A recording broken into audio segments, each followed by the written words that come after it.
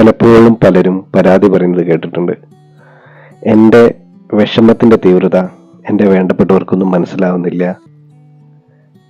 നമ്മുടെ ഉറ്റ സുഹൃത്തുക്കൾക്കായാലും നമ്മുടെ ഉറ്റ കുടുംബ ബന്ധത്തിലുള്ള ആൾക്കാർക്കായാലും നമ്മോട് ചേർത്ത് പിടിച്ചെടുക്കുന്നതായാലും നമ്മുടെ വിഷമത്തിൻ്റെ ആ തീവ്രത മനസ്സിലാക്കാൻ പറ്റുന്നില്ല എന്ന് പലപ്പോഴും പലരും പറയുന്നത് കേൾക്കാറുണ്ട്. ഒരു കാര്യം ഓർത്താൽ മതി. നമ്മുടെ കൈക്കോ എവിടെയെങ്കിലും ഒരു മുറിവ് പറ്റിയെന്ന് കരുതുക. ആ മുറിവിൻ്റെ വേദന നമ്മൾ തന്നെ സഹിക്കണം. മറ്റു ആൾക്കാർക്ക് അയ്യോ മുറിവ് പറ്റിയല്ലോ, കഷ്ടമായി പോയി എന്ന് പറയാൻ പറ്റും. അത് കുറച്ച് ആഴത്തിലുള്ള മുറിവാണല്ലോ, നല്ല വേദന ഉണ്ട് എന്ന് പറയാൻ പറ്റും.